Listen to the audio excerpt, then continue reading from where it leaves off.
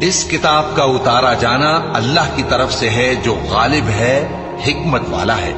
اے پیغمبر، ہم نے یہ کتاب تمہاری طرف سچائی کے ساتھ نازل کی ہے، تو اللہ کی عبادت کرو، یعنی اس کی عبادت کو شرک سے خالص کر کے۔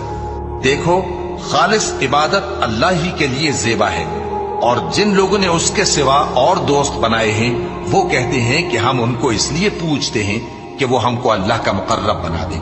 تو جن باتوں میں یہ اختلاف کرتے ہیں اللہ ان میں ان کا فیصلہ کر دے گا۔